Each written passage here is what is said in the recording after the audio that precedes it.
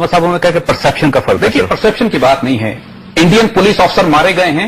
Indian military intelligence समझौता express की perception नहीं है, ये रियलिटीज हैं। इंडियन मिलिट्री इंटेलिजेंस के ऑफिसर्स आरडीएक्स फराहम करते हुए कर्नल पुरोहित पकड़ा गया। पूरा नेटवर्क बजरंग दल, शेर सेना, बीजेपी का खुल के सामने आ रहा था।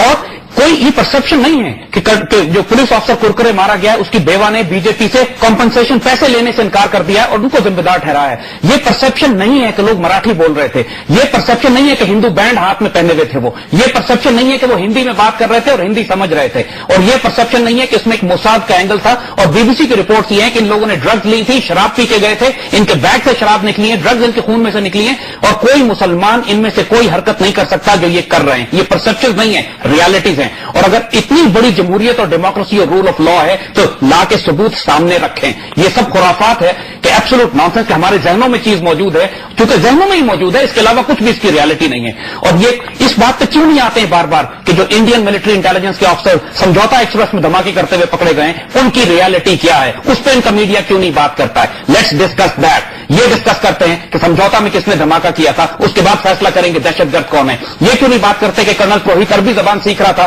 ताकि अपने आप को अलकायदा का प्रमोट करके दिखा के एसएमएस भेजे लोगों को। ये क्यों नहीं बात करते हैं कि जो शख्स जिसने सप्लाईज किए टेलीफोन इन दहशतगर्दों को वो इंडियन पुलिस इंटेलिजेंस का एक अंडर कवर ऑफिसर था, मकबूजा कश्मीर का, मुख्तार उसका नाम था। ये सारी बातें ये नहीं करेंगे क्योंकि ये परसेप्शन नहीं है, ये सबूत है। ये परसेप्शन पे चलना चाहते हैं सिर्फ इसलिए कि इनके इसराइलियों से बड़े अच्छे ताल्लुकात हैं और अमेरिका आजकल मिलकर दोनों तरफ से मिलकर पाकिस्तान को दबाना चाहते हैं। This is the reality. इनकी सिर्फ आर्गुमेंट ये है कि चूंकि यूएन ने कह दिया लिहाजा हम दहशतगर्द हैं। If this is the argument फिर इस लिहाज से इराक में भी वेपन्स ऑफ मास डिस्ट्रक्शन निकलने चाहिए थे, वहां से नहीं निकले। आप एक्सपोर्ट ऑफ टेररिज्म बंद कर दीजिए, मसला हल हो जाएगा। देखिए, भारत अभी तक साबित नहीं हो सका दुनिया में किसी जगह पे भी कि पाकिस्तान ने कोई टेररिज्म एक्सपोर्ट की हो। पाकिस्तान अलाई है पूरी दुनिया में टेररिज्म के खिलाफ। हम पाकिस्तान की दाद देते हैं ना, क्या खूबी से आप एक्सपोर्ट करते हैं, कोई वो सबूत ही नहीं दे पाता। जाहिद अहमद साहब, अगर आपको जवाब देना चाहें तो। देखिए, मैं सिर्फ इनको एक मैसेज इंडिया की कौम को देना चाहता हूं कि हम पाकिस्तान के मुसलमान ऑनरेबल कोएग्जिस्टेंस के साथ रहना चाहते हैं। हमने इंडिया के वजूद को 47 के बाद एक मुल्क की हैसियत से तस्लीम किया था, लेकिन जब हम ये देखते हैं कि इंडिया पाकिस्तान को तस्लीम नहीं करता है, हमारा एक हाथ बाजू तोड़ के इन्होंने अलग कर दिया, बकिया बाजू को तोड़ने पर लगे हुए हैं, तो फिर हम मजबूर होंगे कि हम जवाबी कार्रवाई करें।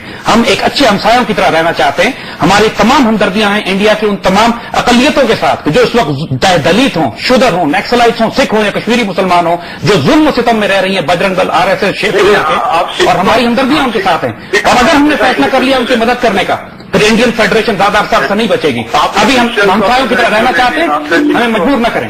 पाकिस्तान में तो जंगल राज के तरह कुछ है ही। जो जमहूरियत हो रही थी, जो गुजरात में डेमोक्रेसी थी, जो गुजरात में मुसलमानों को जिंदा जलाया गया वो जमहूरियत थी, जो सिखों को जलाया गया जमहूरियत है, जो ईसाइयों को जलाया जा रहा है जमहूरियत है। इंडिया में देख लिया इंडिया की जमहूरियत हमने। ऐसी जमहूरियत से बेहतर है कि वही वक्त वापस ले आए जब मुसलमान हुकूमत करते थे इंडिया पे और अमन से रहते थे सब मिलकर।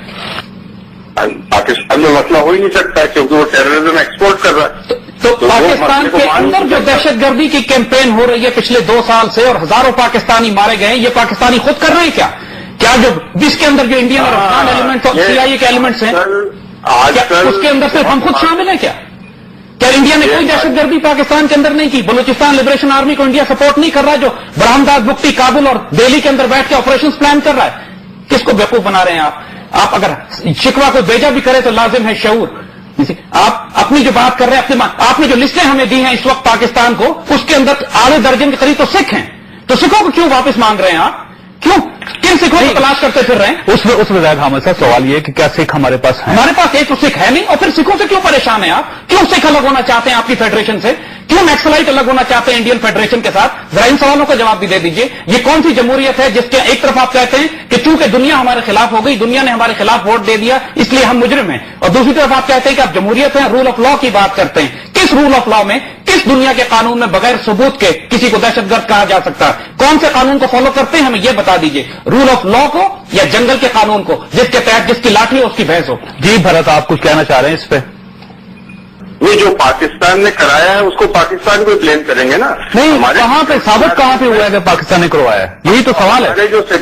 हमारे सिक्योरिटी लैप्सेस जो हैं वो हम मानते हैं कि हमारे से सिक्योरिटी लैप्सेस हुए हैं, उसकी रणनीति हमें चेंज करनी पड़ेगी। ये साबित हमारे दिमाग में है, ये साबित है ये इस चीज को आप मिटा नहीं सकते। भरत, अगर आपके पास कुछ सबूत हुआ ना, आप पाकिस्तान में हमें फैक्स कर दीजिएगा, हम पूरे मीडिया पे दिखाएंगे उसको। लेकिन अभी तक ना आपकी हुकूमत, ना आपकी कोई इन्वेस्टिगेशन अदारा, ना आप लोग, ना आपका प्रेस, ना मीडिया कोई सबूत पेश नहीं कर सका।